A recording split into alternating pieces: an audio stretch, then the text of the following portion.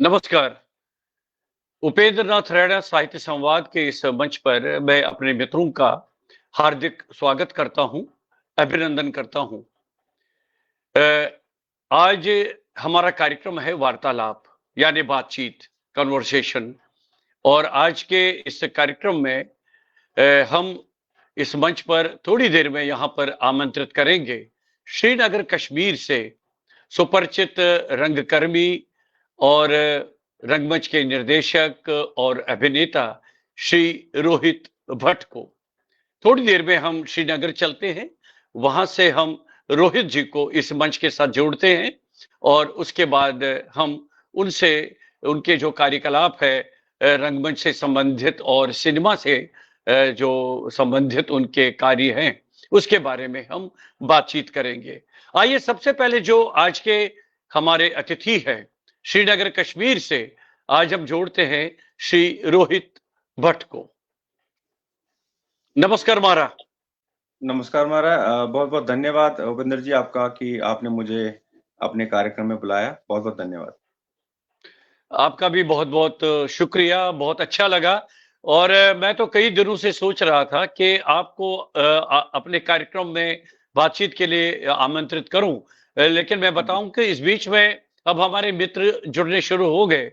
हमारे आकाशवाणी के मित्र सदानंद मिश्र जी जुड़ गए, नमस्कार कर रहे हैं और हम भी उनका नमस्कार। इस मंच पर स्वागत करते हैं, उपेंद्र नाथ रैना साहित्य संवाद के इस मंच पर। तो क्योंकि आपका एक बहुत बड़ा जो एक फेस्टिवल श्रीनगर में अभी 26 और 27 अक्टूबर का होने वाला है। जी, जी, जी। जी, जी।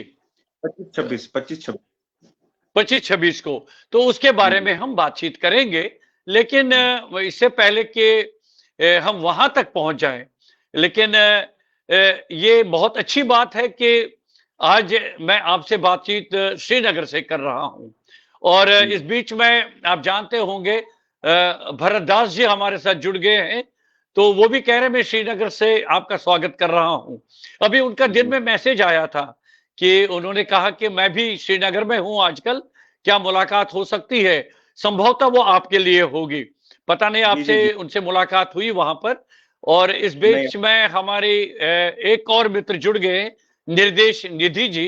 बहुत अच्छी और सुपरिचित कवियत्री हैं, साहित्यकार हैं। उनका भी मैं स्वागत करता हूं, दास जी का भी स्वागत करता हूं और इस तरह से हमारे मित्र जुड़ने शुरू हो गए। रोहित जी, ये जी। बताइए सबसे पहले कितने सालों बाद आप श्रीनगर गए हैं? जी देखिए, अभी तो फिलहाल 2022 से हम रेगुलर काम कर रहे हैं, रेगुलर अपनी एक्टिविटीज़ कर रहे हैं, थिएटर को लेके, रंगमंच को लेके, लैंग्वेज को लेके यहाँ पे। उससे पहले भी हम जाते हैं, हर साल जाते हैं। ऐसा नहीं है कि मुझे लगता है 2000 से कंटिन्यू बीच-बीच में जाते रहते हैं। लेकिन अगर हम रंगमंच की बात करें, थिएटर की बात करें, अपने रूट्स में हमने आके 2022 से काम किया। राकेश जी जैसे आपको पता है मेरे ब्रदर हैं और साथ-साथ में हमारे मेंटर राइटर हैं वो मेज के। उनका एक विज़न जो लेके वो चले कश्मीर लैंग्वेज को लेके और हमारे कल्चर को लेके, उसको लेके यहाँ पे हमने बहुत सारे प्रोग्राम्स किए, थिएटर फेस्टिवल किए। वो चीज़ें कंटिन्यू आ रही हैं और लगभग 2022 से हर महीने कुछ ना कुछ एक्टिविटीज़ हम कर रहे हैं। बहुत बढ़िया, बहुत आपका स्वागत है। तो ये बताइए कि मैं आपको थोड़ा-सा पीछे ले जाना चाहता हूँ। जी। आपका जन्म कहाँ हुआ है? कुछ याद है? और जिन कश्मीर की जिन गली-कूचों में आप खेले हैं, आपने पढ़ाई की है, उसको थोड़ा-सा याद करिए और अभी 1 मिनट ठहरिए। बहुत सारे मित्र हमारे साथ जुड़ गए, उनका परिचय मैं आपको देना चाहूँगा। अमेरिका से अनघा पाटिल जी जुड़ गई हैं। बहुत अच्छी लेखिका हैं। भानु प्रकाश रघुवंशी जी यहाँ से मध्य प्रदेश से जुड़े हैं। नमिता सिंह जी भी कवियत्री हैं। आप अहमदाबाद से जुड़ी हैं। तिलकेंद्र अरोड़ा जी, आप गीतकार हैं, बहुत अच्छे साहित्यकार हैं। आप जी। भी हमारे साथ जुड़ गए। निरुपमा सिंह जी भी जुड़ गई हैं और बाकी मित्र तो लगातार हमारे साथ जुड़े हैं। मैं भी मित्रों का स्वागत करता हूँ। जी, आप अपनी बात जारी रखिए। जी, मेरा जो जन्म हुआ वो कश्मीर में ही हुआ था 83 में और यहाँ पे मैं स्टार्टिंग में फर्स्ट क्लास में ही यहाँ पे था। जब हम यहाँ से पलायन कर गए थे जम्मू के लिए, तो उसके बाद मुझे इतना ज़्यादा याद नहीं था उस टाइम पे क्या हुआ था इतना जो चीज़ें हुई थी। लेकिन उसके बाद मेरी स्कूलिंग सारी जम्मू में हुई है, कॉलेज मेरा जम्मू में रहा और जम्मू से ही फिर कॉलेज के दौरान ही मैंने थिएटर जॉइन किया था और थिएटर से ही फिर मैं बॉम्बे चला गया और बॉम्बे में प्रोडक्शन किया, वहाँ पे भी मैंने 1 साल स्ट्रीट टैलेंट अकेडमी के साथ थिएटर किया और साथ-साथ में डेली सोप्स में मैंने काम करना स्टार्ट किया, डायरेक्शन में असिस्ट करना स्टार्ट किया। फिर सुपरवाइजिंग प्रोड्यूसर बना मैं वहाँ पे, मतलब जर्नी है बॉम्बे की फ़िल्म इंडस्ट्री में रहा 2008 तक मैं वहाँ रहा। 2008 में फिर वापस आया जम्मू। अ, एक विज़न लेके जो राकेश जी का एक विज़न था मेरे ब्रदर का जैसे मैंने पहले ही बताया कि उनका एक विज़न था कि उन्होंने एक दिन ऐसे ही बोला कि नहीं हमें अपने कल्चर को लेके कोई काम करना चाहिए क्योंकि हम दोनों बॉम्बे में हैं। दोनों में से एक को वापस जाके वहाँ काम करना चाहिए। सो आई थॉट कि मैं मेरी मैरिज भी नहीं हुई थी और मैं वहाँ पे इंडस्ट्री में काम कर रहा था तो मैं आ गया और उनके विज़न को लेके हमने वोमेद का शुरुआत किया, वोमेद थिएटर ग्रुप का शुरुआत किया 2008-2009 में और उनका ही लिखा हुआ पहला प्ले चौपरी गाश जो बहुत ही प्रसिद्ध प्ले हुआ वो हमने किया। उसके बाद हमारी जर्नी स्टार्ट हो गई। बहुत बढ़िया, बहुत अच्छी बात कही आपने और आपकी उम्र ही क्या रही होगी जब 1990 में ये निर्वासन की त्रासदी हुई है।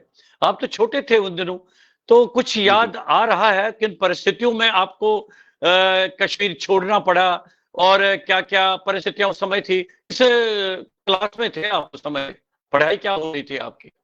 मैंने जैसे आपको बताया कि मैं अराउंड फर्स्ट क्लास में था, तो मुझे ये इतना सिर्फ़ याद है कि मैं पेरेंट्स की अपनी मदर की गोदी में था और वो एक दृश्य मेरे माइंड में है जब अ, हम लोग घर से निकले थे, कर्फ्यू लगा था, कर्फ्यू में डील मिली थी। हार्डली आधा घंटे, 1 घंटे की डील थी तो हमें बस स्टैंड पहुँचना था। तो सिर्फ़ फेरन पहन के और कोई सामान नहीं था हमारे पास।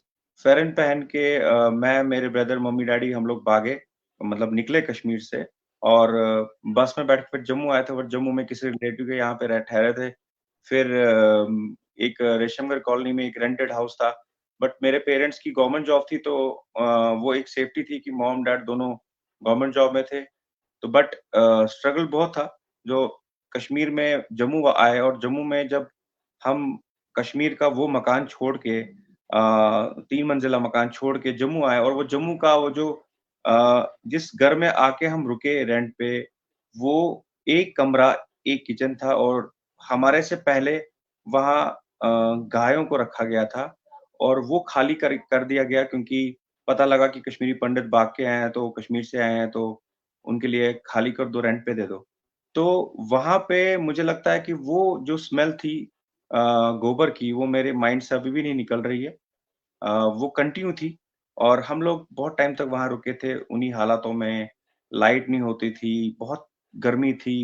अ, बहुत वो फ़ेज़ तो मुझे लगता है कि वो फ़ेज़ मुझे पूरा याद है कि कितनी मुसीबत, मुश्किलें झेल के फिर आगे बढ़े हैं। खाली मैं और मेरे भाई, हमारे पेरेंट्स नहीं क्योंकि हमारे पेरेंट्स ने बहुत स्ट्रगल किया और स्टैंड किया दोनों भाइयों को और उनका सबसे बड़ा योगदान है कि हमने जो चाहा हमें वो करने दिया। कभी भी बंदिशें नहीं लगाई कि आपको ये करना है, यही बनना है, वो करना है। हाँ, सबसे बड़ा रोल जो हमारी लाइफ़ में रहा है इनिशियली वो मेरे ब्रदर का मेरी लाइफ़ में रहा है। क्योंकि उनको पता था कि मैं जो करना चाहता हूँ, उनकी जो गाइडेंस मुझे मिली, तो वो गाइड करते गए और मैं करता गया। इवन अभी भी उनके प्लेज़ अगर नहीं होते तो शायद मैं इस लेवल तक नहीं आया होता, क्योंकि मैंने आज तक मैक्सिमम प्लेज़ मेरे ब्रदर के लिखे हुए किए हैं और मुझे लगता है 50 से ज़्यादा शोज़ हमने किए होंगे फुल लेंथ प्लेज़ के, 500 से ज़्यादा नुक्कड़ नाटक किए होंगे और कल्चरल एक्टिविटीज़ तो मुझे याद ही नहीं है कितने हमने किए होंगे और पिछले 2 साल से तो कश्मीर में जो हम एक्टिविटीज़ कर रहे हैं, वो उनका जो एक विज़न था कि जैसे कश्मीर में मैं कश्मीर की बात करूँ यहाँ पे टाइगर हॉल में बहुत कम इवेंट्स हुआ करते थे 2022 तक। आज आप बिलीव नहीं करोगे आपको टाइगर हॉल में 1 दिन भी खाली नहीं मिलेगा। हमने शुरुआत किया, राकेश जी का विज़न था कि हम कश्मीरी लैंग्वेज को प्रमोट करने के लिए पगह एक इनिशिएटिव लिया उन्होंने लैंग्वेज डे, लैंग्वेज के ऊपर काम किया, लेकिन साथ-साथ में थिएटर फेस्टिवल भी किया। जो थिएटर फेस्टिवल कश्मीरी लैंग्वेज में किया, लास्ट ईयर हमने किया, मॉडर्न थिएटर किया। इस साल हमने कुछ प्लेस, फोक प्लेस लिए और कुछ प्लेस मॉडर्न प्ले लिए। तो अभी भी रिसेंटली मेरे थिएटर के बहुत गुरु हैं मेरे, जो मुझे बहुत आगे तक लेके गए, मंजूर अहमद मीर साहब, मैं उनका नाम लेना नहीं भूलूँगा। उन्होंने एक थिएटर फेस्टिवल वो ऑर्गेनाइज़ कर रहे हैं, नेशनल थिएटर फेस्टिवल, 9 तारीख से लेके 16 तारीख तक। और 16 को हमारा टैगोर हॉल में जो फाइनल डे है, उसमें हमारा ही प्ले है, राकेश जी का लिखा हुआ, मुजरिम मैं नहीं पर मैं ही हूँ। उसमें मेरी टीम जम्मू से आ रही है, अब चल रही है। बहुत ही बेहतरीन प्ले उन्होंने लिखा है, उसको हम कश्मीर में 16 तारीख को करने वाले हैं। एंड देन उसके बाद वो फ़िल्म फेस्टिवल की तैयारी है। जर्नी बहुत लंबी है, मुझे लगता है अभी भी इतना कुछ हुआ नहीं है, लेकिन बहुत कुछ करना है। राकेश जी की गाइडेंस से ही हम लोग चल रहे हैं। तो चलते रहेंगे, काम करते रहेंगे और मेरी टीम भी बहुत सिंसियर है। वो हमारे ग्रुप कामयाब इसलिए होता है क्योंकि हम लोगों का लीडर एक है। ये सबसे इम्पोर्टेंट होता है कि अगर ग्रुप में सब लीडर बन जाए तो वो ग्रुप कामयाब नहीं रहता है। तो हमारे क्या ग्रुप की बात है! खासियत ये जी, हमारा ग्रुप की खासियत ये है कि हमारे ग्रुप में सिर्फ राकेश रोशन भट्ट है जो हमारे लीडर हैं। जिनके कहने पे मैं और मेरी पूरी टीम काम करेगी, दिन-रात काम करेगी। उनके कहने के बगैर कुछ काम नहीं होता, कोई भी डिसीज़न होता है वो लेते हैं। वो इतने व्यस्त होते हैं उसके बावजूद भी वो फुल लेंथ प्लेज़ लिखते हैं। अभी भी उनका एक नया प्ले है जिस पे वो काम कर रहे हैं। 70s की कहानी है जिस पे वो काम कर रहे हैं। वो दिसंबर तक वो कंप्लीट करेंगे और जनवरी में नए साल के उपलक्ष्य पे हम लोग उनका एक नया प्रोडक्शन प्ले करेंगे उनका लिखा हुआ। तो वो भी मुझे लगता है कि मेरे से ज़्यादा वो काम कर रहे हैं क्योंकि एक तो घर की रिस्पॉन्सिबिलिटी जॉब इतनी हेक्टिक मुंबई में, तो वो भी बहुत बड़ा मैटर रखता है। आपको ट्रैवल भी करना है, सब कुछ करना है। उसके बाद आपको वो मेड को भी देखना है क्योंकि दिन में तो 15-20 बार तो मैं कॉल करता हूँ उनको कि अभी ये करना है, अब इसका क्या करना है? अभी फ़िल्म फेस्टिवल का प्रेशर है तो उसके लिए भी उनको फ़ोन जाते रहते हैं। सो ये एक टीम एफर्ट है। मैं मानता हूँ कि राकेश जी का जो हमारे पे जो विज़न है उनका, जो नए-नए क्रिएटिव चीज़ें वो सामने ला रहे हैं। क्योंकि होता क्या है ना कि अगर आप एक चीज़ करने लगते हैं तो 10 लोग वही चीज़ करने लगते हैं। लेकिन राकेश जी जो हमारे साथ हैं, नई चीज़ निकाल के लाते हैं। वो जो 10 चीज़ें हो जाती हैं तो इनके पास नए आइडियाज़ आते हैं, हम नई चीज़ें करते हैं। मेन फ़ोकस है अपने कल्चर को आगे ले जाने के लिए वही काम कर रहे हैं। नहीं, नहीं, ये जो आप श्रम कर रहे हैं, ये जो आप मेहनत कर रहे हैं, काम कर रहे हैं, बहुत ही प्रशंसनीय है, वो बहुत ही काबिल तारीफ़ है क्योंकि आप तो लगातार जुड़े हैं। लेकिन मैं आपसे ये जानना चाहूँगा कि जब आप दोनों भाई माँ-बाप के साथ, अपने परिवार के साथ जब आपको 1990 में कश्मीर छोड़ना पड़ा मजबूरन, हुँ, किन परिस्थितियों में उससे कोई अपरिचित नहीं है। जितने भी मेरे मित्र जुड़े हैं, सब जानते हैं किन परिस्थितियों में कश्मीरी पंडितों को वहां से निकलना पड़ा और आज भी अभी वो अ, अपना घर सही रूप में नहीं वापस लौट पाए हैं। अभी भी समय कितना लगेगा ईश्वर जानता है। लेकिन फिर अपने परिवार में आपने अपने पिता से, माता से जिन परिस्थितियों में आप फिर कश्मीर से बाहर रहते, क्योंकि कश्मीर का जो आबो-हवा है, उसको तो स्वर्ग घाटी कहते थे। कहते थे धरती जी। पे अगर स्वर्ग है तो कश्मीर है। तो वैसा मौसम, वैसा आबो-हवा आपको नहीं मिल पाता। तो जम्मू में तो अपने परिवार, आपके माता-पिता को बहुत संघर्ष करना पड़ा और उन परिस्थितियों में आप बच्चों को आपके माँ-बाप ने पाला है, तो बहुत संघर्ष करना पड़ रहा होगा, आपको तो याद होगा? जी, जी, बिल्कुल, बिल्कुल। ये तो वो पल कभी हम भूल नहीं सकते कि कितना संघर्ष हमारे पेरेंट्स ने किया है क्योंकि मैं भी छोटा था, मेरे ब्रदर भी छोटे ही थे। वो मेरे से 3-4 साल बड़े हैं लेकिन जब आए थे तो बहुत छोटे थे वो भी। तो जो दुविधाएँ हुई, जो मुश्किलात जो हम उस टाइम पे सैलरीज़ भी जी। इतनी गवर्नमेंट एम्प्लॉइज़ की सैलरीज़ भी नहीं होती थी इतनी। उसके बावजूद हमारी हर एक ख़्वाहिश पूरी करना, हमें घुमाना-फिराना उन परिस्थितियों में भी कि जब हमारे पास कुछ भी नहीं होता था। घर में तो मुझे लगता है एक चटाई भी नहीं थी हमारे पास। जिस दिन हम लोग पहुँचे थे वो मुझे पल याद है। मैं छोटा ज़रूर था लेकिन मुझे पल याद है कि हमारे पास कुछ भी नहीं था, एक छोटा-सा बैग था जिसमें थोड़े कपड़े थे, तो जो हमारे लैंडलॉर्ड थे उन्होंने तरस खाया, उन्होंने बोला कि नहीं आप सोओगे कैसे? हमने बोला हम कल सामान लाएँगे जो भी उन्होंने पेरेंट्स ने बोला, तो एक चटाई दे दी उन्होंने, एक चटाई पे हम चारों पेरेंट्स और हम लेट गए और पंखा नहीं था, पंखा उन्होंने फिर टेबल फैन एक लाया, बोला आप ये आज रात के लिए रख लो। अब खाना भी उन्होंने दिया, खाना भी उन्होंने ला के दिया, बोला आप खाना खा लो। तो वो एक रात वैसी निकली हमारी जबकि घर में कश्मीर में मुझे थोड़ा-सा ये याद है कि हमारा 3 मंजिला घर था और दरिया के किनारे था, फ़तेहकदल में था।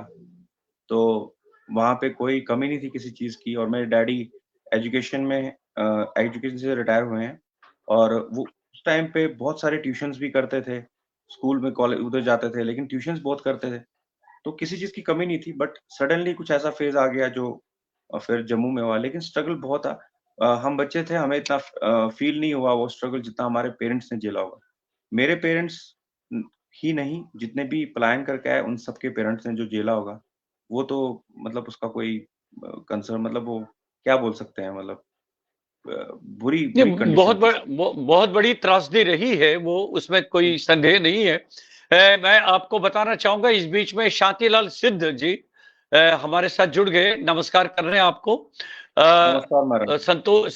संतोष रैना जी वो भी हमारे साथ जुड़ी हुई हैं। साथ जी, में रेणुलता कौल जी आपका कार्यक्रम जी, देख रही है, उनका भी मैं स्वागत कर रहा हूँ। आशमा कौल जी आप जानते होंगे, बहुत अच्छी कवियत्री हैं, यहाँ जी, फरीदाबाद में रहती है। वो भी कश्मीर से है। तो इस तरह से बहुत सारे मित्र हमारे साथ जुड़े हैं और जो बीच-बीच में हम कश्मीर पलायन और कश्मीर निर्वासन पर बातचीत करते हैं, तो जो हमारे यहाँ के मित्र हैं जो कश्मीर से नहीं हैं, उनसे भी संबंधित हैं क्योंकि ये पूरे भारत में एक बहुत बड़ी त्रासदी रही है जी, 1990 में कि इस तरह से एक पूरे समुदाय को मजबूर करना पड़ा अपने घर छोड़ने के लिए, अपनी ज़मीन, अपनी भूमि, अपनी संस्कृति, अपनी जो वहाँ पर पूरा परिवेश है अपना, वो छोड़ना पड़ा और फिर बाद में किन परिस्थितियों में आप कह रहे थे आप तो बहुत ही छोटे थे उन दिनों। तो किन हालातों में आपको फिर अपने घर से बाहर रहना पड़ा और उसी संघर्ष में रोहित और राकेश 2 भाई, यानी मैं ये समझता हूँ आप दोनों का अब 2 हाथ है, जो मिल-जुल कर बहुत बड़ा कार्य कर रहे हैं। तो जी। थिएटर की तरफ किस तरह से आपका रुझान हुआ? क्या इसमें आपने कोई खास ट्रेनिंग ली है या और कोई प्रेरणा, इंस्पिरेशन आपको रही? जी मैं कॉलेज के दिनों में ही 2001-2002 की बात है कि मैं मेरे फ्रेंड एक हैं, मित्र हैं, वो थिएटर रंगकर्मी हैं, विजय गोस्वामी जी उनका नाम है। अभी भी बहुत अच्छा थिएटर करते हैं वो। इवन मेरे जो कश्मीर में प्ले हो रहा है 16 तारीख को नेशनल थिएटर फेस्टिवल में, उसमें मेन कैरेक्टर करने वो आ रहे हैं। सो उन्होंने मुझे थिएटर की तरफ लिया। मैंने रंगयुग जॉइन किया था और रंगयुग में मैंने 1 महीना एक वर्कशॉप की थी। राकेश सर हैं एनएसडी के उनके अंडर एक वर्कशॉप किया था और उस टाइम पे मेरा जो रुझान हुआ थिएटर की तरफ हुआ। लेकिन ग्रेजुएशन के बाद सीधे मुझे बॉम्बे जाना पड़ा और वहाँ पे एक अपॉर्च्युनिटी मिली कि मुझे एक प्ले में एक्ट करने का मौका मिला और वो हमारे बहुत ही फेमस हमारे कम्युनिटी के बॉलीवुड में हैं राहुल भट्ट जी। उनके निर्देशन में वो एक कश्मीरी प्ले हुआ वहाँ पे और उसमें मैंने एक परवेज़ मुशर्रफ का कैरेक्टर किया था। बहुत ही कॉमिक अच्छा। कैरेक्टर था। जी, तो वहाँ से मेरा रुझान और ज़्यादा बढ़ गया क्योंकि जब मुंबई में हमने केपीए मुंबई ने वो ऑर्गनाइज़ किया था और वहाँ पे वो जब स्टेज पे प्ले हुआ था और मेरा कैरेक्टर बहुत निखर के आया था और जो प्रशंसा मुझे वहाँ मिली, तो फिर थिएटर का वो जो कहते हैं ना एक बार मेकअप चढ़ जाता है तो फिर उतरता नहीं है। सो वो मैंने कंटिन्यू किया फिर उसके बाद लेकिन जम्मू वापस आके मैंने सोचा कि मैं फर्दर स्टडीज़ आगे करूँ लेकिन उन्हीं राहुल जी का ही फ़ोन आया कि भई मैं प्रोडक्शन हाउस स्टार्ट कर रहा हूँ, तुम बॉम्बे आ जाओ। तो उन्होंने प्रोडक्शन हाउस स्टार्ट किया तो वो ग्रेजुएशन के बाद आगे सोचा था एमबीए करने का वो सब छूट गया क्योंकि मेरा पैशन यही था। तो फिर मैं बॉम्बे गया और उनके प्रोडक्शन में मैंने उनका फ़िल्म टॉनिक नाम से प्रोडक्शन हाउस था, उनके 2 डेली सोप चल रहे थे, एक ज़ी टीवी पे, एक डीडी पे नेशनल पे। तो उन्होंने मुझे बोला कि तुम एक्टिंग भी करो, लेकिन साथ-साथ तुम प्रोडक्शन सँभालो, क्योंकि यहाँ पे मेरा अपना कोई नहीं है, मुझे अपना बंदा चाहिए जो यहाँ पे सारा कुछ देखे। तो लगभग 2-3 साल तक मैं उनके साथ रहा। उनके जितने भी सीरियल्स थे, डेली सोप्स थे, मैं एज़ एग्ज़ीक्यूटिव प्रोड्यूसर स्टार्ट किया था, बाद में सुपरवाइज़िंग प्रोड्यूसर मैंने था और बाद में मैं उनकी सेकंड यूनिट खुद डायरेक्ट करता था। वहाँ पे ऐसा था कि राहुल सर हैं तो मुझे कोई टेंशन नहीं है, जो मैं करूँ कोई भी कुछ बोलता है वो बोलता है, "इसको कुछ भी करने दो, इसको जो करना है।" तो वहाँ सीखने को बहुत मिला। मैंने वहाँ पे डायरेक्शन में भी हाथ आज़माया, सीखा। पहले सीखा, मैंने जो हमारे डायरेक्टर थे सीरियल के उनसे सीखा। देन मैंने सेकंड यूनिट को डायरेक्ट करना स्टार्ट किया और प्रोडक्शन में सुपरवाइजिंग प्रोड्यूसर तक पहुँचा। देन उसके बाद कुछ सीरियल्स में रोल भी किया, जहाँ हमें हमें ज़रूरत थी तो मैं कहता नहीं कॉस्ट कटिंग करनी है मैं खुद ही करूँगा। तो एक्टिंग भी की। उसके बाद फ़िल्म टॉनिक उन्होंने बंद किया तो मैं फिर बरोड़ा चला गया सागर पिक्चर्स में। तो सागर पिक्चर्स का जो मेरा एक्सपीरियंस रहा वो बहुत ही मेरे करियर में एक उछाल आया क्योंकि उनका एक सीरियल चलता था अलादीन, ज़ी टीवी पे। हुँ। अलादीन सीरियल में को मैनेज करना ही बहुत बड़ा काम था। वहाँ पे जो सुपरवाइजिंग प्रोड्यूसर थे, वो मेरे सीनियर थे। मैं जब वहाँ चला गया तो उन्होंने मुझे बोला कि रोहित अब मैं जा रहा हूँ, क्योंकि अब तुम आ गए मुझे पता तुम सँभाल लोगे। 180 लोगों की यूनिट थी, 4-4 शिफ्ट लगते थे क्योंकि वो बहुत ही डिफ़िकल्ट सीरियल था, आपको पता ही है अलादीन का वो सब, उसमें क्रोमा-शोमा जी, ये जी। वो कभी का 4-4 यूनिट एक साथ काम करते थे, तो मेरे जॉइन करने के 5 दिन बाद ही प्रोड्यूसर आए और उन्होंने बोला कि सर ये रोहित है और आप ब्लाइंडली फेथ कर सकते हैं और ये 24 घंटे काम कर सकता है। उन्होंने ऐसा बोल दिया तो उन्होंने बोला ठीक है, आप जाइए कोई बात नहीं अब रोहित देख लेगा। और वहाँ पे क्या एक्सपीरियंस हुआ कि मुझे नॉन स्टॉप एक दिन ऐसा हुआ कि हमें शूट करके बॉम्बे टेप भेजना था। लेकिन कुछ ऐसी प्रॉब्लम्स आ गई कि हमारा 1 दिन वेस्ट हो गया और मुझे 52 आवर्स मैंने नॉन स्टॉप शूटिंग किया। मैंने पूरे 180 लोगों को जगा के रखा और खुद भी हुँ। जागा, सोया नहीं। 52 आवर्स तक मैंने 3 यूनिट लगा के शूट पूरा किया और वो जो मेरा एक्सपीरियंस रहा बिना सोए मैं चलते-चलते खाना खाता था। मुझे जो स्पॉट बॉय थे, वो कहते थे ऐसा लग रहा है जैसे हम जंग कर रहे हैं, जंग पे गए हुए हैं सारे। तो वैसा ही मैंने उनको फ़ील दिया सबको कि भैया ये हमें जीतना है, ये जंग है हमारी, ये जीतनी है। सो रोटी रोल करके मैं कहीं जाता था, वो मुझे लेके आता था, "सर प्लीज़ खा लीजिए।" तो ऐसे करते-करते किया और वो जो एक्सपीरियंस था, वो काम आया। वही एक्सपीरियंस हमें आज फ़िल्म फेस्टिवल तक लाया है। जम्मू में थिएटर जितने भी इवेंट्स हुए हैं, कल्चरल प्रोग्राम्स हुए हैं और कैसे ये करने हैं, वो एक्सपीरियंस काम आके अभी ये चीज़ें हम जम्मू कश्मीर में कर रहे हैं। बहुत बढ़िया, बहुत अच्छा एक्सपीरियंस आपने गेन किया है जो आप जम्मू कश्मीर से बाहर रहे और जी, एक और बात आपने बीच में कही कि आपके जो बड़े ब्रदर हैं राकेश जी, वो तो मुंबई जी, में रह गए लेकिन आपने ये मन बना लिया कि आप जम्मू कश्मीर वापस लौटेंगे और उसके जी, बाद जो वहाँ आप ये काम करेंगे तो वो निश्चित रूप से वहाँ की जो संस्कृति है, कल्चर है, ड्रामा है उसको आप प्रमोट करते रहेंगे और जी। कश्मीर से बाहर भी आप उसको बढ़ावा देंगे। लेकिन हाँ, आप कुछ कहना चाह रहे हैं? जी, जी रोहित। बेसिकली मैं ये बताना चाहूँगा कि मेरे ब्रदर ने वो पलायन का फ़ेज़ देखा है। वो मेरे से 4 साल बड़े थे, तो उनको वो सब याद था और वो उसी बेस पे उन्होंने बहुत सारी कविताएँ लिखी, लिखना स्टार्ट किया, प्लेज़ लिखे बाद में। तो ये उनका पैशन था और उस पैशन में मैं क्योंकि मैं मेरे लिए मेरे सबसे मतलब important person in my life my brother. तो उनका पैशन जब था, जब उन्होंने डिस्कस किया कि भैया हमें दोनों में से एक तो वापस जाना है, या तो मैं जाऊँगा या तो तू जाएगा। क्योंकि उनका पैशन कम्युनिटी के लेके बहुत है। बहुत ज़्यादा पैशनेट है वो अपनी कम्युनिटी को लेके। उन्होंने बोला कि हमें अपने ये विरासत को बचाना है। क्योंकि उस टाइम जम्मू में थिएटर जो है कश्मीरी पंडितों द्वारा बहुत कम होता था। हमारे स्वर्गीय मोतीलाल कीमू जी करते थे और मक्खनलाल सराफ जी भी करते थे, लेकिन वो बीच-बीच में करते थे।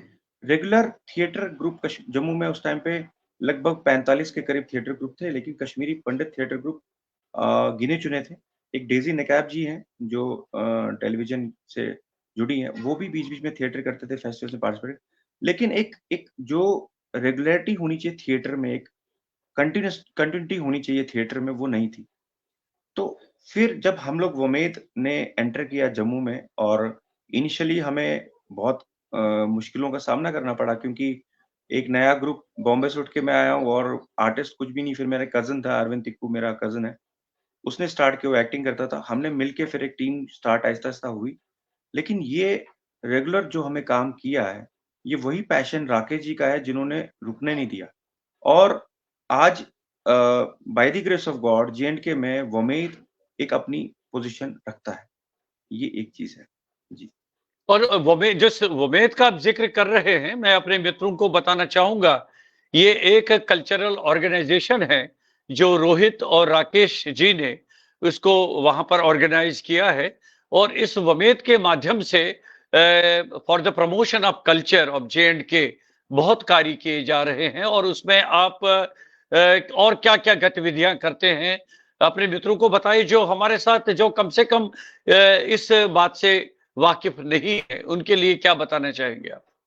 देखिए थिएटर तो है ही, जो हमारे प्लेस हैं, थिएटर फेस्टिवल्स ऑर्गेनाइज करते हैं, खुद भी थिएटर में पार्टिसिपेट करते हैं। हमारे प्लेस जो हम करते हैं, नेशनल थिएटर फेस्टिवल में करते हैं पार्टिसिपेट। उसके अलावा जैसे राकेश जी ने मैंने बोला कि पगह इनिशिएटिव लिया लैंग्वेज को लेके काम करने के लिए। तो उस पे भी हम काम कर रहे हैं, हम लैंग्वेज को लेके बहुत सारे काम कर रहे हैं। और थिएटर फेस्टिवल्स के इसके अलावा भी हम लोग जो फ़िल्म फेस्टिवल कर रहे हैं। फ़िल्म फेस्टिवल जो हमारा इम्पोर्टेंट एक चेंज जो आया हमारी लाइफ में, वो 2019 में आया। जब आर्टिकल 370 रिमूव हुआ, उसके तुरंत बाद राकेश जी ने बोला कि हम फ़िल्म फेस्टिवल जम्मू में करेंगे। और तब मैं बहुत डर गया था, मुझे इसके बारे में कुछ पता नहीं था, फ़िल्म फेस्टिवल ऑर्गेनाइज़ कैसे करना है। उन्होंने बोला मेरे पे ट्रस्ट कर, हम करेंगे। और 2019 में हमने जो फ़िल्म फेस्टिवल इनिशिएट किया जम्मू में, वो बहुत कामयाब रहा। उसमें कश्मीरा शाह, अयूब खान, अयाज़ खान, ललित पारमू जी, ये सब लोग आए थे और बहुत ही अच्छे लेवल पे ये हुआ। फिर कोविड की वजह से बीच में गैप आया। फिर 22 में हमने दोबारा ऑर्गेनाइज़ किया। 23 में हमने अप्रैल में जम्मू में ऑर्गेनाइज़ किया।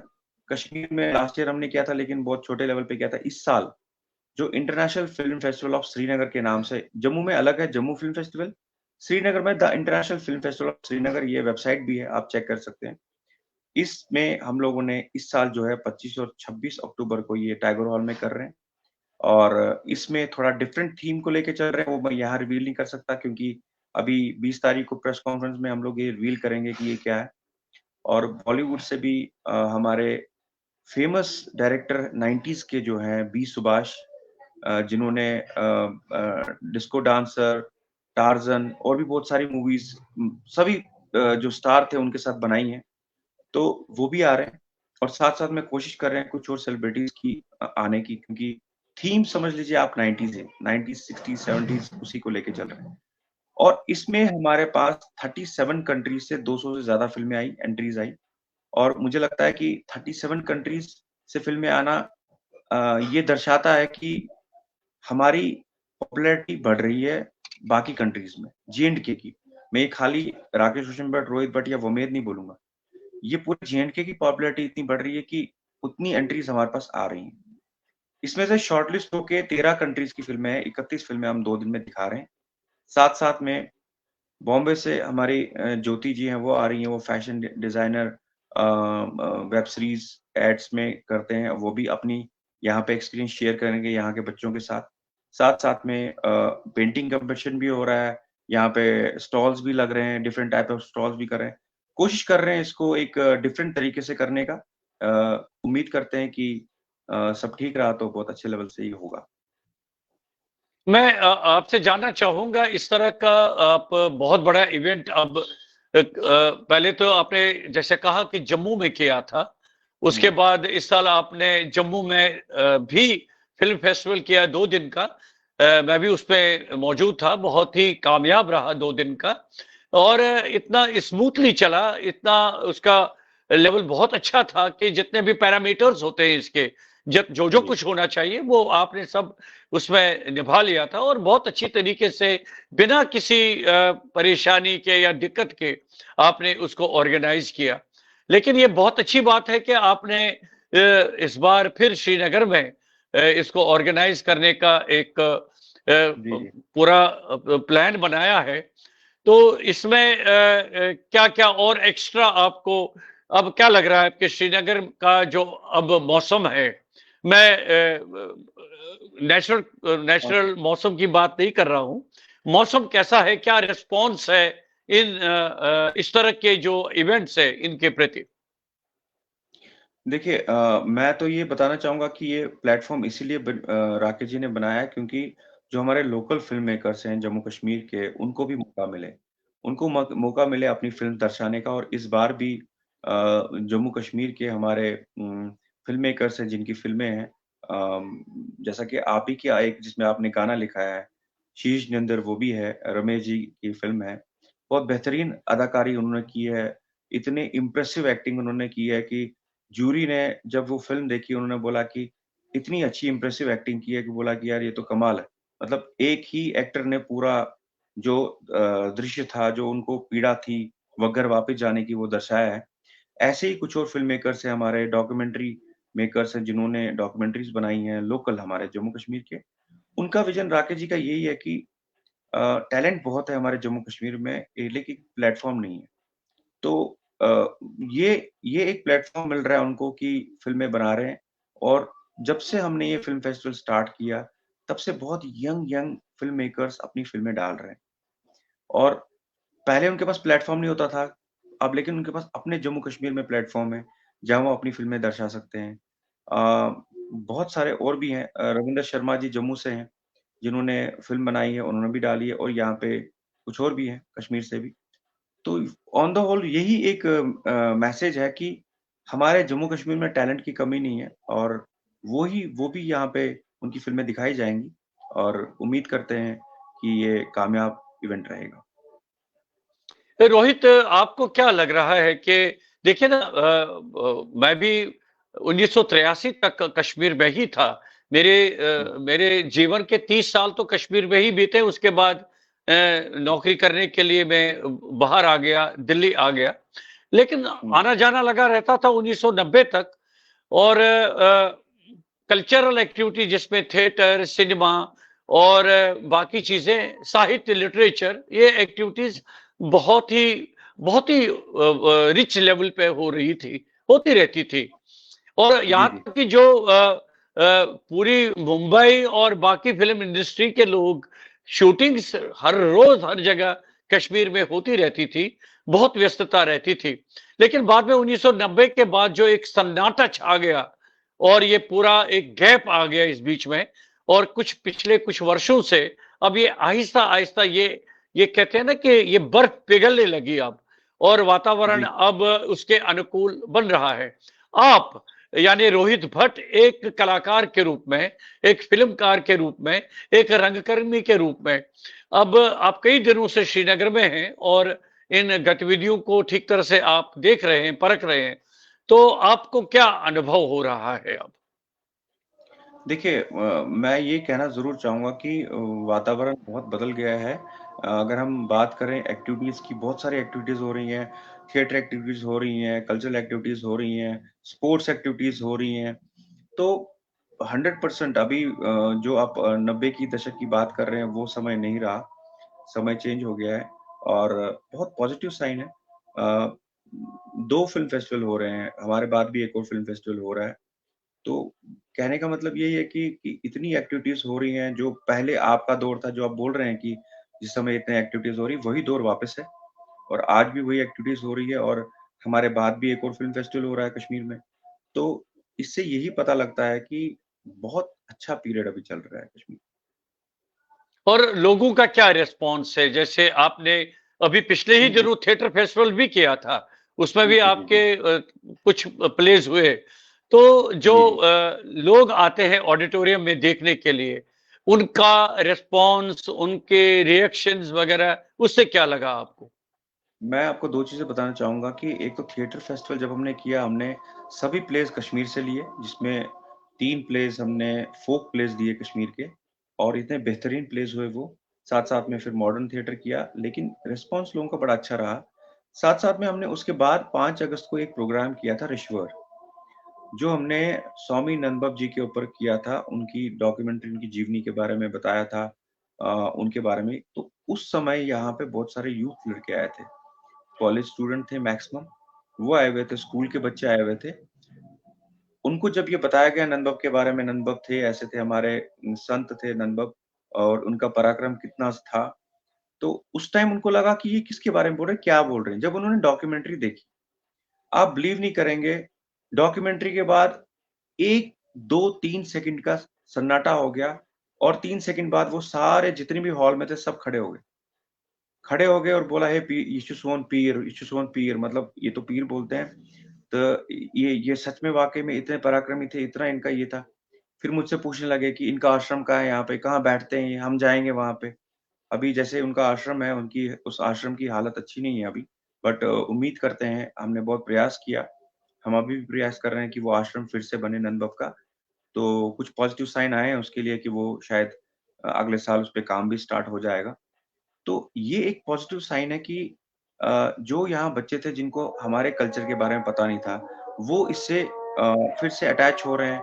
वो एक माहौल जो 90 से पहले का था, कश्मीरी पंडित और मुस्लिम का, वो वापस वो चीज़ें हो रही हैं। तो ये बहुत अच्छी चीज़ है क्योंकि मुझे बहुत सारे बच्चों ने बोला, "सर आप यहाँ पे क्यों नहीं थिएटर कर स्टार्ट करते हो? हम भी आपके साथ काम करना चाहेंगे, प्लेज़ में काम करना चाहेंगे।" तो वो भी प्लान है कि हम यहाँ पे भी कुछ प्लेस लेके आएँगे, यहाँ के ही बच्चों के साथ तैयार करेंगे और उन्हें जम्मू लेके आएँगे, कुछ ऐसा प्लान है। तो लेट्स सी कि क्या होता है आफ्टर फिल्म फेस्टिवल। बट ये तो 100% श्योर है कि एक बहुत अच्छा माहौल यहाँ क्रिएट हुआ है। तो इस तरह से आप तो लगातार अब कश्मीर में तो आजकल हैं आप, क्योंकि इतना बड़ा इवेंट आपको वहां करना है। आपको 2 दिन का थिएटर फेस्टिवल है ये आपका, ये फिल्म फेस्टिवल है आपका। अच्छा, इसमें क्या मतलब क्या प्रोसेस है आपका?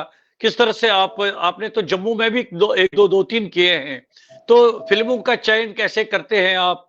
और किस तरह से, क्या इसकी प्रक्रिया क्या है? और क्या जी, पैरामीटर्स आप रख लेते हैं कि कौन सी फिल्म रखनी चाहिए और किसको आप सिलेक्ट नहीं करते हैं?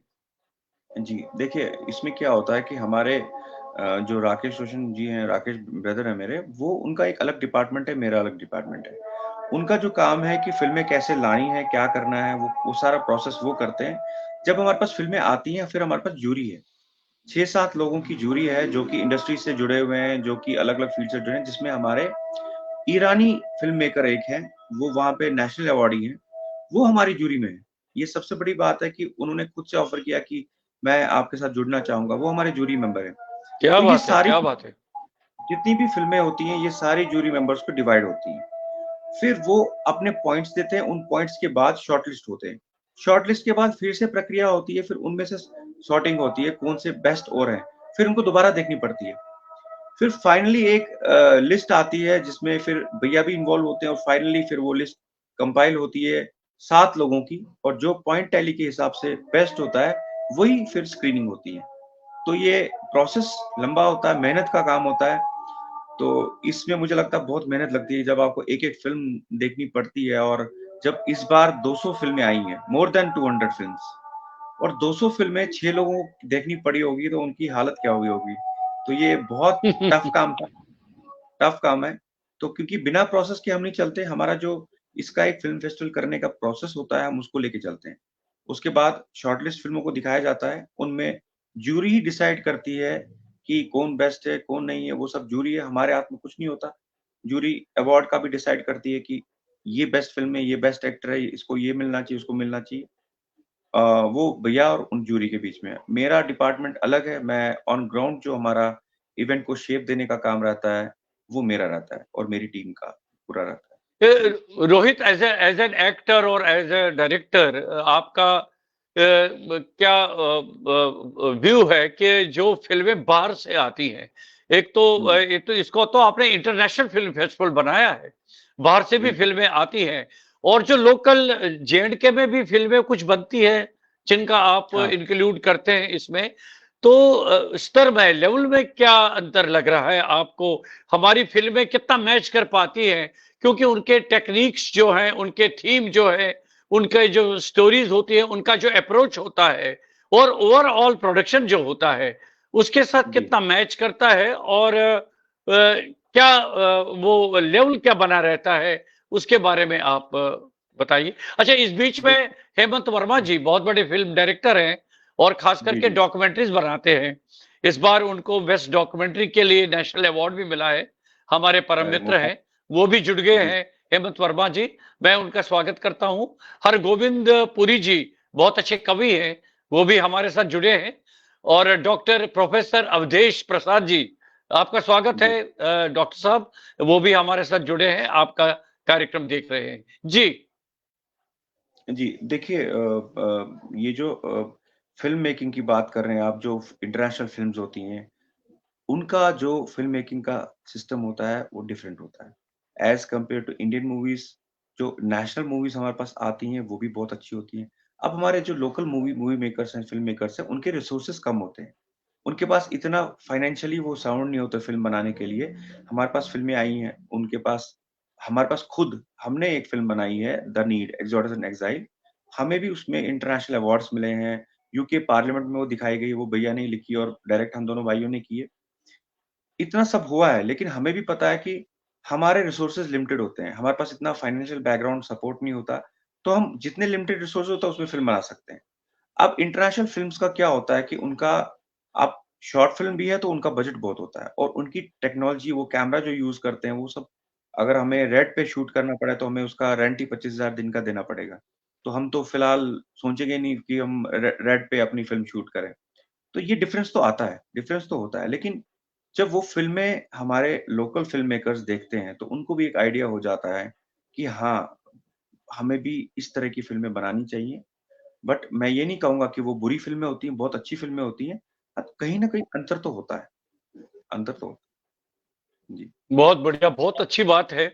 और जी, अभी आपका कितनी तैयारी हो चुकी है, आपका जो 25 और 26 को फेस्टिवल होने वाला है? जी हम लोग ऑलमोस्ट तैयारी हमारी हो चुकी है, हमारे सेलिब्रिटीज़ कुछ हैं बॉम्बे से और जो डेलीगेट्स हैं जिनकी फ़िल्में हैं, दिल्ली, बॉम्बे से वो लोगों का भी उनका भी आना तय है, वो भी आ रहे हैं। जैसे मैंने आपको बोला कि कुछ बॉम्बे से भी आ रहे हैं। तो ओवरऑल तैयारियाँ हमारी ऑलमोस्ट डन है। हम लोग 15-16 तारीख से फुल प्रमोशन में आ जाएँगे। 20 तारीख को हम प्रेस कॉन्फ्रेंस कर रहे हैं कश्मीर में ही और उसके बाद हम होर्डिंग्स भी लगा रहे हैं कुछ हमारे सबसे पहले मैं उन मेरे सपोर्टर्स का शुक्रिया अदा करना चाहूँगा कि जिन्होंने हमें सपोर्ट किया। हालाँकि अभी गवर्नमेंट का सपोर्ट हमें नहीं मिल पाया है इस फेस्टिवल में या इससे भी फेस्टिवल में मिल नहीं पाता है बट फिर भी जो हमारे स्पॉन्सर्स हैं, प्राइवेट सपोर्टर्स हैं बहुत तहे दिल से उनका शुक्रिया अदा करता हूँ क्योंकि हमेशा ये लोग सामने आते हैं, हमारे साथ खड़े होते हैं। हर एक मिशन में ये हमारे साथ जुड़ते हैं। इस बार बहुत सारे लोग हैं जो सामने आए हैं। बेसिकली इनका नाम सबका अभी नहीं ले सकता लेकिन मैं ज़रूर प्रेस कॉन्फ्रेंस में उनका सबका नाम लूँगा। तो इनके बगैर तो पॉसिबल ही नहीं था कि हम लोग ये फ़िल्म फेस्टिवल कर पाएँ। इनका बहुत बड़ा योगदान है। मैं इनका फिर से धन्यवाद करता अच्छा, कश्मीर के लोकल टैलेंट्स को कितना इन्वॉल्व करते हैं आप इस तरह के इवेंट्स हूँ। में? देखिए, मैं आपको ये बताना चाहूँगा कि जैसे जम्मू में आपने देखा जम्मू में भी हमने जम्मू का लोकल फ़ोक दिखाया था, वहाँ के लोकल टैलेंट को सामने लाया था। वैसे ही यहाँ पे भी, यहाँ पे कुछ ऐसे टैलेंटेड बच्चे हैं, टैलेंटेड ग्रुप्स हैं जो इसमें पार्टिसिपेट कर रहे हैं। चाहे डांस की बात हो गई और हमारा ट्रेडिशनल तर्ग वो भी आपको दिखने को मिलेगा कश्मीर में इस फेस्टिवल में। उसमें वेलकम होगा। हमारा वेलकम जो है इज़बंद कांगड़ में हम इज़बंद जलाते हैं, वो सब होगा क्योंकि हमने जितने भी कार्यक्रम किए यहाँ पे कश्मीर में हम अपने रिचुअल्स को साथ लेके चलते हैं, ट्रेडिशन को साथ लेके चलते हैं। साथ-साथ में कुछ ऐसा टैलेंटेड एक बैंड ग्रुप है जो जो बहुत ही टैलेंटेड है, मैंने उनके साथ पहले भी काम किया है। हमने पहलगाम में एक लास्ट ईयर इवेंट किया था, उसमें उन्होंने परफ़ॉर्म किया था। वो भी हमारे साथ इसमें पार्टिसिपेट करेंगे। अभी इनफैक्ट आज ही मुझे अनंतनाग से एक कॉल आया एक स्कूल के प्रिंसिपल का, उन्होंने बोला कि हमारे स्कूल के बच्चे कोरस में कुछ गाना चाहते हैं, कोरस में कुछ करना चाहते हैं, बहुत ही बेहतरीन परफ़ॉर्मेंस है। उन्होंने मुझे वीडियो भेजा, मैं आप बिलीव नहीं करेंगे, मैं हैरान हो गया। स्कूल के हुँ, हुँ, बच्चे हुँ। 9-10 बच्चे और इतना बढ़िया परफ़ॉर्मेंस, आप बोलेंगे कि नेशनल लेवल की परफ़ॉर्मेंस है। And why not? हम उनको भी मौका देंगे इस फ़िल्म फेस्टिवल में परफ़ॉर्म करने का। तो साथ-साथ में बॉलीवुड थीम पे ही हम लोग इसमें पेंटिंग कॉम्पिटिशन भी रख रहे हैं। तो ये सब एक्टिविटीज़ साथ-साथ चलती रहेंगी और फ़िल्म रिलेटेड हमारे जो फ़िल्म मेकर्स हैं, उनसे इंटरेक्शन भी रहेगा। यहाँ के लोकल्स जो आर्टिस्ट हैं, जो आर्टिस्ट होंगे और सबसे बड़ी बात जैसे जम्मू में रेड कार्पेट है, वो रेड कार्पेट यहाँ पे भी हमारे आर्टिस्टों के लिए रहेगा, जो कि आपने देखा होगा जम्मू में हमने किया था रेड कार्पेट, यहाँ पे भी वही रेड कार्पेट, यहाँ के जो आर्टिस्ट हैं, सीनियर आर्टिस्ट हैं या फ्रेश आर्टिस्ट हैं, जो भी हैं, सबके लिए रेड कार्पेट ऑनर रखा गया है 25 को। बहुत बढ़िया, हम आपकी मेहनत की दाद देते हैं और हमारी शुभकामनाएं आपके साथ हमेशा रहेंगी। लेकिन बीच में आपने बात-बात में ये कहा कि हम और कुछ इस फील्ड में करना चाहते हैं। तो क्या है आपकी क्या योजनाएँ हैं? किस तरह से क्या प्लानिंग बनाना चाहते हैं? ताकि देखिए थिएटर भी आप साइमल्टेनियसली कर रहे हैं और साथ में जी, ये जी। फ़िल्म फेस्टिवल का ये तो मुझे लग रहा है कि यहाँ तक कि गवर्नमेंट लेवल पे भी इसको इतनी मेहनत करनी पड़ती है, इतने रिसोर्सेज इसके लिए चाहिए, चूँकि आप दोनों भाई मिल-जुल के ये करते हैं, ठीक है कि साथ में आपके कई लोग इसकी मदद करते हैं, लेकिन मेन सोर्सेज तो आप ही हैं, मेन मैन पावर तो आप ही हैं। तो जी। उसको आगे बढ़ाते हुए क्या योजनाएँ हैं आपकी? देखिए, मैं ये बताना चाहूँगा कि वोमेद हमारे रिलेटेड जितनी भी योजनाएँ हैं, वो राकेश जी करते हैं। तो उनके माइंड में क्या चल रहा है, फिलहाल तो योजनाएँ बहुत सारी हैं। उनके प्लान्स हमेशा वो सोचते रहते हैं, वो थिंकिंग मूड में रहते हैं कि नया क्या होना चाहिए अपने कल्चर को लेके। तो जहाँ तक योजनाओं की बात रही, तो वो जो आदेश देंगे, हम तैयार हैं करने को। कुछ भी, कहीं भी, चाहे 50 -50 डिग्री हो, हम लोग तैयार हैं, उनके आदेश पे अमल करने के लिए। और लेकिन अभी जो नया उनका एक प्ले लिख रहे हैं प्ले अभी, तो बेसिकली मैं उनको टारगेट देता हूँ इसमें कि भैया मुझे इस डेट तक प्ले चाहिए।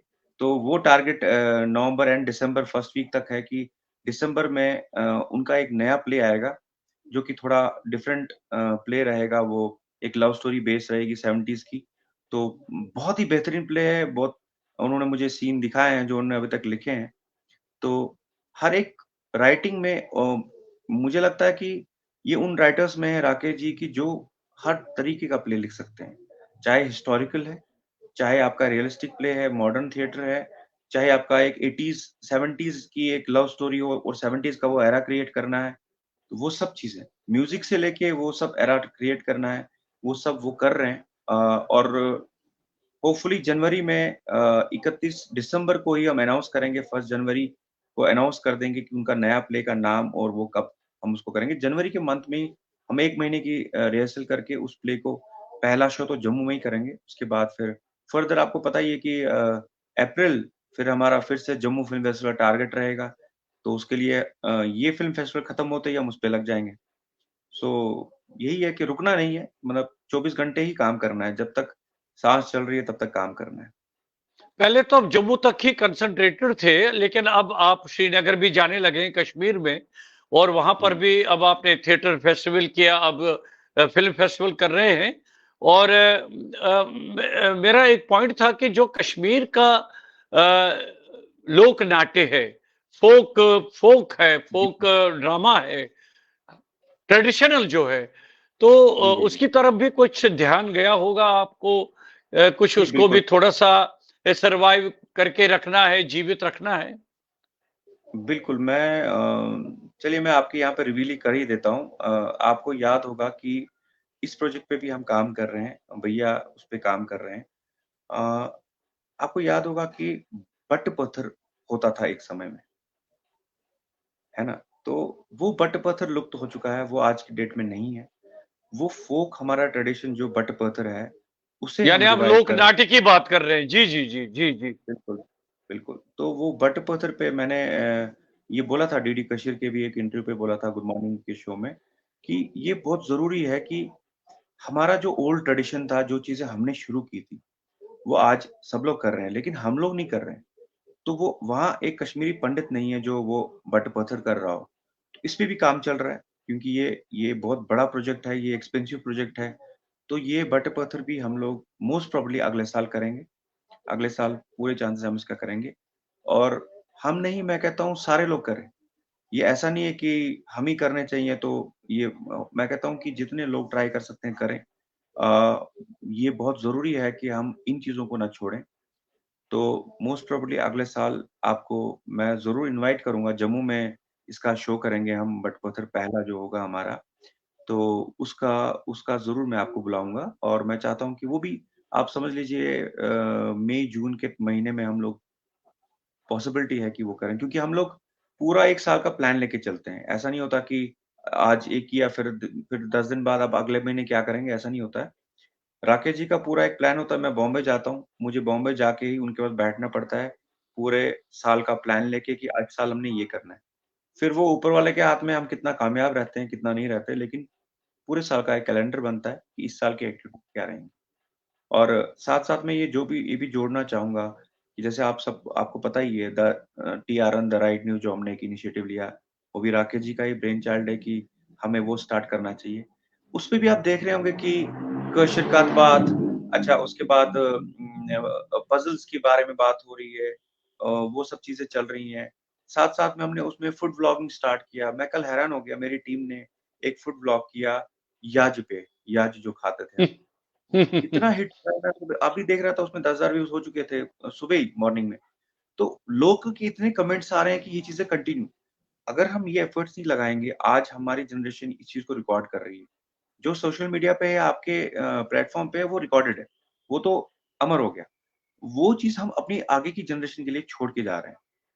तो ये मैं बहुत गौरवान्वित फ़ील कर रहा हूँ अपने आप को कि हमारी टीम को, हम पूरी टीम जो ये काम कर रही है, क्योंकि मैं अभी यहाँ कश्मीर में हूँ, मेरी टीम वहाँ पे जम्मू में काम कर रही है, टीआरएन में वो लगे हुए हैं। और मैं बड़ा अच्छा हुआ कि खुश हुआ कि मेरे बगैर वहाँ पे वो कल का एपिसोड शूट हुआ है। आप बिलीव नहीं करेंगे, आप खुद ही वो देखें, किसी भी एंगल से वो लगता नहीं है कि वो प्रोफ़ेशनल लोग नहीं हैं, कि उन्होंने ऐसे शूट कैमरा किया है, फिर म्यूज़िक एडिटिंग, फिर वो जो हमारी होस्ट हैं सुमन जी, उनका होस्ट करना, वो पूरा वो, और जो पम्मी अमरदार जी हैं, वो I am very thankful to her कि उन्होंने खुद से इनिशिएट लिया कि नहीं, हमें मैं आपके साथ हूँ, मुझे ये चीज़ें करनी है। तो यही चीज़ें हैं, मतलब अगर हम इन चीज़ों को आगे तक नहीं लेके जाएँगे, हमारी नेक्स्ट जनरेशन के लिए कुछ नहीं रहेगा। डॉक्यूमेंटरीज़ पे काम कर रहे हैं, जी। हमने श्री रमेश हांगलू जी पे मैंने एक डॉक्यूमेंट्री बनाई थी। अ, वो ज़रूरी था कि उनका योगदान कितना था। उसके बाद और भी 1-2 डॉक्यूमेंट्रीज़ हैं। मैं ज़रूर नाम लेना चाहूँगा, हमारे जो एडवाइज़र हैं, विंग कमांडर अशोक सराफ जी हैं, वो दिल्ली में रहते हैं। और उनके ऊपर भी, उनके कार्य के ऊपर, उनकी एक एनजीओ है, Mrs Ashok Saraf, Asha Saraf and Ashok Saraf charitable trust. उनके ऊपर मैंने एक डॉक्यूमेंट्री बनाई है, वो भी हम नवंबर में एक प्रोग्राम करने वाले हैं, अभिनव थिएटर में। तो मतलब मुझे लगता है कि bye the grace of God पूरा व्यस्त रहते हैं। लेकिन उन चीज़ों को भी, जो उनका कंट्रीब्यूशन समाज को लेके है, उन्होंने जितना कंट्रीब्यूशन मेडिकल फील्ड में किया है, कैंसर पेशेंट्स को लेके किया है, वो सब भी एक डॉक्यूमेंट रहेगा। वो भी सोशल मीडिया पे रहेगा कल को जब हम वो प्रोग्राम करेंगे। ज़रूरी है कि जो भी चीज़ें हम करें, डॉक्यूमेंटेड करें और उसके बाद हमारी आगे की जनरेशन पे छोड़ दें, क्योंकि मुझे नहीं लगता कि इतने हमारी आगे की जनरेशन, चाहे हमारी कम्युनिटी की बात करूँगा, कि वो इन चीज़ों में इन्वॉल्व है। वो सोचेगी कि आगे की आज से नेक्स्ट जनरेशन जो होगी वो बोलेगी कि भई हम थिएटर करेंगे, फिर हम लोग कल्चरल प्रोग्राम्स करेंगे, वो मुश्किल ही लग रहा है मुझे जो अब आज के हालात हैं। बट हमारी पूरी पूरी कोशिश है कि राकेश तो रोशन भट्ट, रोहित जैसे और लोग सामने आएँ। हमारी शुभकामनाएं आपके साथ है। इस बीच में कुमार अशोक सराफ घायल जी हमारे साथ जुड़े हैं, आप जानते हैं उनको, बहुत बड़े बिल्कुल, कवि बिल्कुल। हैं। तो उन्होंने जी। मेरी भी वैसे ये जिज्ञासा थी आपसे बात करूं। तो उनका कहने का मतलब ये है, उन्होंने अंग्रेजी में लिखा है कि जो कश्मीरी कल्चर है उसको बढ़ावा देने के लिए, उसको प्रोपेगेट करने के लिए कश्मीर से बाहर, आउटसाइड द जे एंड के, कुछ हुँ। ऐसी योजनाएं हैं आपकी, चाहे वो ड्रामा हो, चाहे वो कल्चरल शोज हो, और कुछ प्रोग्राम है जिनके से वो हम प्रोपेगेट बाहर करें जे एंड के बाहर, और ताकि हमारी संस्कृति जो है उसको और बढ़ावा मिले और वो सरवाइव भी करे, जीवित भी रहे। जी, बिल्कुल। अभी मैं सोच रहा हूँ, मेरे कुछ और प्लान्स हैं, वो भी बता ही दूँगा थोड़ा-सा। बेसिकली अभी क्या है कि आफ्टर फ़िल्म फेस्टिवल हम एक एडवर्टाइज़मेंट निकालने वाले हैं एक कॉम्पिटिशन के लिए, इससे ज़्यादा नहीं बोलूँगा। वो हमारा एक एक ऐसा आर्ट फ़ॉर्म है कि जो लुप्त हो रहा है। उसपे हमने एक प्रोजेक्ट किया था, हमारे पास मिनिस्ट्री ऑफ कल्चर का एक प्रोजेक्ट आया था। उसपे हमने एक प्रोजेक्ट किया था, उस दौरान मुझे बहुत कुछ सीखने को भी मिला कि वो एक जो हमारा आर्ट फ़ॉर्म है वो लुप्त हो रहा है, उसपे अभी भी चल रहा है, मतलब ऐसा नहीं है कि पूरा खत्म हो गया है, हो रहा है। बट ये है कि उसको आगे बढ़ाने के लिए एक एक नेशनल लेवल का कॉम्पिटिशन हम ऑर्गनाइज़ करवाने वाले हैं। वो बहुत बढ़िया। कुछ बात हुई थी मेरी, उसमें नेशनल लेवल का कॉम्पिटिशन होने वाला है, तो वो भी पहली बार होगा, वो आज तक नहीं हुआ है। ऐसे बहुत सारे प्लान्स हैं। और जहाँ तक बात रही जम्मू से बाहर निकलने की हम लोगों ने बहुत शोज़ किए हैं। दिल्ली में, एनसीआर में या चंडीगढ़ में भी हमने प्ले किया था, मुंबई में किए हैं। बट मैं चाहता हूँ कि हमारी कम्युनिटी की जितनी भी संस्था है ना, वो भी थोड़ा सामने आए। क्योंकि आप जान सकते हैं कि मतलब हम लोग भी एक एनजीओ है, हम लोगों के पास इतना बैकअप सपोर्ट नहीं होता है। लेकिन अगर वो सब भी सामने आके ये मैं नहीं बोलता आप मुझे ही ले जाओ। बाकी ग्रुप्स कश्मीरी पंडित के जितने भी ग्रुप्स काम कर रहे हैं, सबको बारी-बारी मौका दें आने के लिए ताकि वो अपने जो आर्ट फॉर्म जो बचा के रखे हैं, वो नेक्स्ट जनरेशन तक पहुँचाएँ। क्योंकि अगर आप दिल्ली, बॉम्बे की बात करोगे तो वहाँ पे तो आपको वो जैसे ग्रुप नहीं मिलेंगे जो कंटीन्यूअसली काम करें। हाँ, चंडीगढ़ में बाकी जगहों पे ऐसे ग्रुप्स बहुत सारे हैं। दिल्ली में भी डब थिएटर ग्रुप है। लेकिन रेगुलर काम करना और इस संस्कृति को आगे ले जाने का काम कार्य कार्य खाली वमेद या रोहित भट्ट, राकेश भट्ट का नहीं है। हमें साथ चाहिए पूरी कम्युनिटी का, तभी मुझे लगता है हमें पूरे अपने देश का साथ चाहिए। ये मैं अगर बात करूँ कम्युनिटी की, देखिए, तो देखिए जम्मू कश्मीर के साथ पूरे देश का वो साथ है और मुझे लग रहा है कि हमें बहुत आशावादी बनना चाहिए, बहुत ही इस डायरेक्शन में, इस दिशा में कार्य करना चाहिए ताकि पूरे देश में जो भारतीय संस्कृति है, जिसमें जम्मू कश्मीर की भी संस्कृति शामिल है, वो भी आगे आगे बढ़ती रहे। लेकिन मेरा एक छोटा-सा सवाल ये है रोहित कि देखिए आप जम्मू में करते रहे, अब श्रीनगर पहुँच गए, वो दरवाज़े भी अब खुल गए और बहुत सारे मित्र हमारे अब श्रीनगर जाना शुरू हो गए, इस तरह का वातावरण बन रहा है। क्या इसे आगे यानी लद्दाख ले जाने का भी कोई प्रावधान है, कोई ऐसी योजना बना रहे हो? वो भी तो देखिए हमारा ही एक हिस्सा है। जी, जी। देखिए जम्मू के बाहर हम चंडीगढ़ में हम प्रोग्राम कर चुके एक और बीरबल कर चुके हैं, मुंबई में कर चुके हैं इवन हम लोग दिल्ली, एनसीआर हर जगह कर चुके हैं। कोशिश है कि हम उस प्ले को बाहर लेके जाएँ और जगहों पे भी जहाँ हम नहीं गए हैं। क्योंकि रीज़न ये है कि अब हम बात करते हैं एक और बीरबल की, तो उस टाइम पे जब हमने भैया ने वो प्ले लिखा था तो राकेश जी ने, उस टाइम पे सबको पता था ये एक और ये अकबर बीरबल की बात कर रहे हैं। हमारे जो हीरोज़ रहे हैं हमारी कम्युनिटी में, वो पता ही नहीं था किसी को। जब उन्होंने वो प्ले लिखा, उसके बाद हमने जब शो किया, आप बिलीव नहीं करेंगे, अभिनव थिएटर में पहले शो में पाँव रखने की जगह नहीं थी। गेट बंद करने पड़े बाहर, लोग नीचे फर्श पे बैठे हुए थे, इतनी ज़्यादा क्राउड हो गई थी और उसके लगभग 25-26 शोज़ हम कर चुके हैं। लेकिन हमारी मंशा ये है कि ये पूरे भारतवर्ष में घूमना चाहिए। क्योंकि जैसे क्या बहुत बात है! सारे ऐसे आपने इतने बहुत सारे नाटक देखे होंगे, जो पूरे इंडिया में ट्रैवल करते हैं।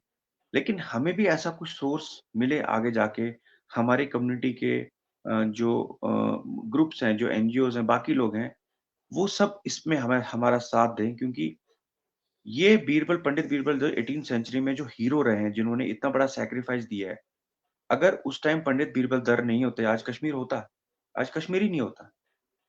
और कहा जाता है कश्मीरी पंडित डरपोक है, कश्मीरी पंडित डरपोक नहीं है, कश्मीरी पंडित बहुत सारे ऐसे लोग निकले हैं, ऐसे स्ट्रगल किए हैं लोगों ने, अपनी जानें तक गँवाई हैं। कश्मीरी पंडितों का बहुत बड़ा कंट्रीब्यूशन है हिंदुस्तान में। मैं आज की डेट में बता रहा हूँ, 18th सेंचुरी में अगर वो लाहौर नहीं जाते, उनकी वाइफ ने ज़हर खा के अपने आप को मार दिया, उनकी बहू को, पंडित बीरबल दर की बहू को अफ़गानी उठा के ले गए और अपने बेटे को महाराजा रणजीत सिंह जी के पास अमानत के तौर पर छोड़ गए। अगर उनको डाउट था कि ये उन उसका बंदा है तो ये कोई मार तो नहीं। उन्होंने बोला कि आप मेरे बेटे को मार दो, अगर मैं गलत करूँगा तो। इतना बड़ा सैक्रिफाइस हमारे समाज का है और बोला जाता है जी ये डरपोक हैं, कभी बोलते हैं कि अरे ये को ये एक इस मिथ को तोड़ने के लिए हम पूरे हिंदुस्तान में कोशिश कर रहे हैं, बड़े साल से, ऐसा नहीं आज ही, कोशिश कर रहे हैं इस जो लोगों के दिमाग में ये कश्मीरी पंडित का एक बैठा है कि अरे ये तो डरते हैं, ये तो भाग गए हैं कश्मीर से। कश्मीरी पंडित ने कश्मीर को बचाया है। वो एक और बीरबल प्ले को लेके हमारी पूरी इच्छा है कि हम पूरे हिंदुस्तान में जाएँ, हर शहर में जाएँ, सबको दिखाएँ कि भैया तब की बात है, 18th सेंचुरी की, तब कश्मीरी पंडित ने क्या किया। और बहुत सारी मिसालें हैं, एक मिसाल नहीं है। तो वही कर रहे हैं, अभी भी वही काम कर रहे हैं सारे लोग अपने-अपने हमारी तरीके से कर रहे हैं। शुभकामनाएँ आपके साथ है और क्या-क्या रुचियाँ हैं आपकी, हॉबीज़ क्या हैं? थिएटर है, सिनेमा है, ड्रामा है और संगीत के साथ कुछ रुचि रखते हैं आप? संगीत के साथ रुचि ये है कि म्यूज़िक मैं बहुत पसंद करता हूँ। जब भी मैं टेंस होता हूँ तो म्यूज़िक सुनता हूँ। लाइट म्यूज़िक सुनता हूँ। आराम से मोबाइल से अपना म्यूज़िक सुन के रिलैक्स करता हूँ। क्योंकि मेरे को मेरा अपना 24 आवर में अभी जब से टीआरएन भी आ गया है, तो द राइट न्यूज़ आ गया है, तो आप समझ लीजिए मेरा सिर्फ़ 4 या 5 घंटे मैक्सिमम मैं सोता हूँ। उससे ज़्यादा मेरी नींद नहीं होती है। ये आज का नहीं है, पिछले 2-3 साल से हो रहा है। तो उसके बगैर जो भी टाइम होता है, या तो टीआरएन में होता है, वोमेद में होता है, इवेंट्स में होता है। तो बाकी जो जब मैं टेंस होता हूँ, म्यूज़िक ज़रूर सुनता हूँ, और मुझे रिलैक्स करने के लिए मेरे पास एक ही दवा है, मेरे ब्रदर।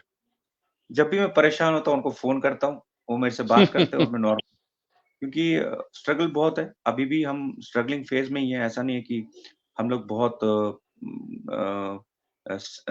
स्टेबल हो चुके हैं अभी, लेकिन अभी साथ भी है, मेरी टीम भी है, हमारे बहुत सारे वेल विशर्स हैं जो जिनको अंडरस्टैंड करते हैं हमारी चीज़ों को कि नहीं, हमें इनका साथ देना चाहिए और एक अच्छा काम कर रहे हैं। बाकी वही हम अपने कर्म कर रहे हैं, बाकी फल मिले, नहीं मिले ऊपर वाले के हाथ में है। बिल्कुल, हमारी शुभकामनाएँ आपके साथ है। देखिए बातचीत इतनी रोचक रही और इतनी ये बहुत सारे बाद में जब आप कमेंट्स देखेंगे, तो मैं जी, जी। आपसे ये अनुरोध करता हूँ, आप उनको अपना टिप्पणी बिल्कुल। जो उन्होंने कमेंट्स दिए हैं, उसका जवाब दे दीजिए आप, उसको एक्नॉलेज करिए। बहुत अच्छी जी, बात है रोहित, उनके लिए जो मित्र इस बीच में अब लगातार जो 1 घंटे से हमारे साथ जुड़े हैं, उनके लिए जी, जी, जी। कुछ 2 शब्द कहना चाहेंगे? मैं उन सबका बहुत-बहुत तहे दिल से धन्यवाद करना चाहूँगा कि 1 घंटा वो हमारे से जुड़े रहे, और जो बीच में जुड़े उनको भी धन्यवाद करना चाहूँगा। और जो मेरे से बड़े हैं, उन सबको मैं यही निवेदन करूँगा कि वहीं से मुझे आशीर्वाद दें। मेरे ब्रदर को आशीर्वाद दें, मेरी टीम को आशीर्वाद दें, आप भी हमें आशीर्वाद दें, ताकि जिस काम के लिए हम निकले हैं, जो जिस काम के लिए हमारा जीवन जन्म हुआ है, उसमें सफल हों, और इसी हमारे कल्चर, आर्ट कल्चर को लेके हम आगे बढ़ते रहें, और डॉक्यूमेंट करते जाएँ हम, जितना भी हमारा काम है वो हमारी नेक्स्ट जनरेशन तक जाए, उनको पता लगे कि ये चीज़ें जो हमारे समाज में जितना कंट्रीब्यूशन लोगों का है, चाहे आर्ट फील्ड के द्वारा ही जो भी जितने लोग हैं, एक और कोशिश हम कर रहे हैं कि हम जितने भी हमारे राइटर्स हैं, जिनका कंट्रीब्यूशन रहा है, या एक्टर्स हैं, उन सब पे डॉक्यूमेंट्री बनाएँ। ये मेरा एक ड्रीम है। अ, आसान नहीं है इतना कि सब पे डॉक्यूमेंट्री, बट कोशिश कर रहा हूँ। आहिस्ता-आहिस्ता एक-एक स्टेप चल रहा हूँ। तो मुझे लगता है बहुत चीज़ें हैं करने को। बस आप सबका आशीर्वाद बना रहे हैं हम। आशीर्वाद अब धन्यवाद। चलते-चलते एक बात बताइए, आजकल आप जी। श्रीनगर में हैं, तो मैं तो व्यक्तिगत रूप से कई वर्षों से गया नहीं हूँ। तो अक्टूबर अच्छा। का महीना जो कश्मीर का होता है, बहुत ही सुहावना और अलग तरह का होता है। 2 शब्दों हुँ। में बयान करिए कैसा मौसम है आजकल वहाँ, अभी कश्मीर में? बहुत ही अच्छी। जी, जी। अभी सुबह-शाम ठंड होती है, दिन में नॉर्मल रहता है, लेकिन गर्मी नहीं है, फ़ैन बंद है, और बहुत ही आनंदमय अभी मौसम है यहाँ पे, तो मज़ा आ रहा है। उम्मीद करते हैं कि 25-26 तक भी ऐसा ही रहेगा, ज़्यादा ठंड नहीं होगी, क्योंकि हमारे बहुत सारे बाहर से लोग आ रहे हैं। तो आपको बहुत मिस करेंगे, क्योंकि जम्मू में आप आए थे, यहाँ पे नहीं आ पा रहे हैं। तो लेट्स सी, आपको जम्मू में फिर से मिलेंगे, जम्मू फ़िल्म फेस्टिवल में। धन्यवाद बहुत-बहुत। मेरा आशीर्वाद है, मेरी शुभकामनाएँ हैं और रोहित भट्ट जी बहुत-बहुत धन्यवाद। आप जिस मिशन के साथ चल रहे हैं, विशेषकर आपके जो भाई साहब हैं, राकेश भट्ट जी, जी जी। और आप मैं शुरू से कह रहा हूँ, आप बिल्कुल 2 हाथ हैं। जब 2 हाथ मिलते हैं तो तभी एक शक्ति बनती है और जी, दोनों आप स्वस्थ रहिए, सानंद रहिए और आपका जो लक्ष्य है उसको आप प्राप्त करिए। बहुत-बहुत धन्यवाद आपने समय निकाला। आप आने एक वाले बात फ़िल्म जो फेस्टिवल के लिए बहुत ही एक जी जी बताइए।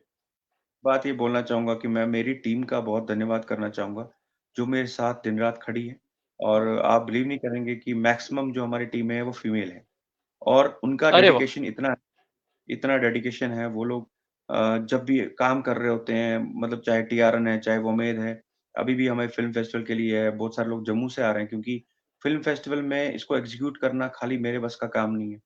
लगभग 10-12 लोग से ज़्यादा टीम जम्मू से आ रही है इसको एग्ज़ीक्यूट करने के लिए। सो उनका भी धन्यवाद। बहुत-बहुत धन्यवाद। Thank you Rohit Bhatt ji. बहुत-बहुत नमस्कार आपका। बहुत अच्छा लग रहा है।